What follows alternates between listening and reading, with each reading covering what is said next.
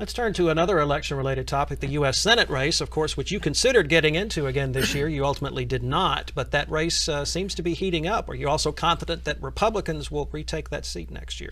I am. I believe that we will have a Republican U.S. Senator after that election.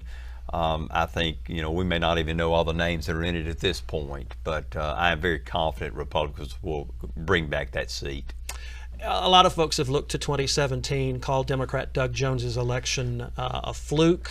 Many Republicans in the state say he has betrayed the will of the majority of Alabama voters in some of the positions he's taken since he was elected to the Senate. You agree with that stance? Well, I do think it's a fluke. I believe that this is a Republican seat. If you look across all the statewide offices, Doug Jones is a Democrat. If you look at his record, he's voted as a Democrat. So you can't really look at him and say, oh, I can't believe what he's doing. He's a Democrat. That's their policy. So I think, though, that those votes will definitely be brought out in the election. And unless the Republicans stumble over themselves in some way, they will take back that Senate seat. You think that's what happened a couple of years ago? Did Republicans stumble over themselves in 2017? They did. And Washington involvement at the time did not help the situation. Washington was trying to push a candidate on the Alabama people that they were not comfortable with. And at the end of the day, they saw the facts. You can spend a lot of money, but if the people of this state who are smart enough to figure it out are not comfortable with the candidate, they're not going to support that candidate. That's what happened. And you ended up with a situation in which the Democrats had an opportunity, and they took advantage of that opportunity. In 2017, when you were also considering getting in this U.S. Senate race, you expressed a lot of frustration about Washington's involvement in the election, so to speak. I had been up to Washington, talked to the powers that be there, and I had encouraged them to stay out of the race. Just simply let the people of Alabama deal with their choice for an Alabama U.S. Senator, and things would work out. They chose to take a different approach on that. I think they realize now that was a mistake, and I do believe that by and large they will stay out of the race. Well, how about President Trump tweeting a couple of weeks ago that he thought Roy Moore should stay out of the race? Was that too much, or what do you think? There again, I think we all know Roy Moore is going to do what Roy Moore wants to do, regardless of what anybody says. So, whatever happens there is fine. But I will say this: I do not believe, when the numbers I look at, and that Roy Moore at the end of the day can get the nomination. I don't think the issues are the same. The participants are different.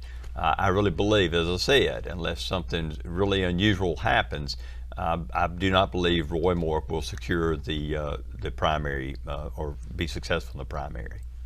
Let's turn to a couple of constitutional amendments you got out of the legislature this year. One of them is election related. It clarifies that only U.S. citizens can vote, and this constitutional amendment will go up for a vote of the people next year. Yeah, I was amazed, but the fact is there are some states that do not specify that only American citizens are allowed to vote in the election process, and several states across the country have made this slight change to make it very clear that you have to be a citizen to vote in an election, in this case in the state of Alabama. As a bill I introduced early in the session, it got through and is on the ballot, and I feel the people overwhelmingly will support that. Alabamians believe that you should be a citizen to participate in our election process. So this will be on the March 2020 ballot? Is that the hope?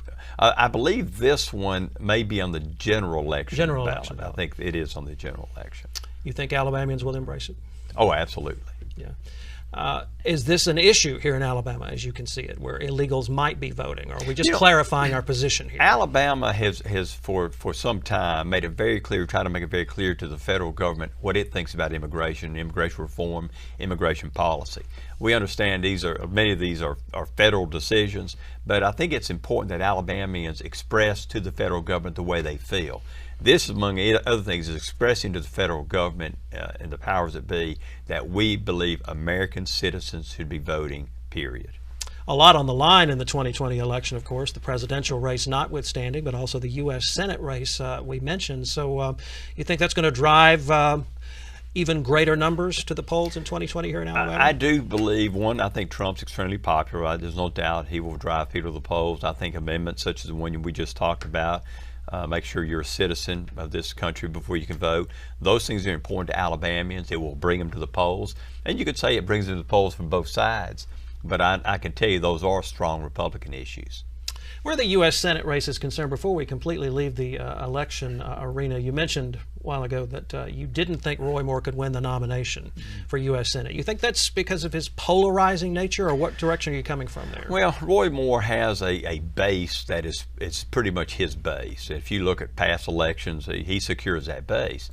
Last election cycle, what happened is you had an individual running that Alabamians were just not comfortable with. So in many cases, it wasn't that it was a vote for Roy Moore, in my opinion. It was a vote against what I will call the Washington establishment candidate. And that's what played into that. But this time, I don't see that. As I said, I think Washington will stay out of it, acknowledge that Alabamians want to pick their own senator. And that you take that in the mix, I just don't think Roy Moore can secure enough numbers in the primary to be the nominee.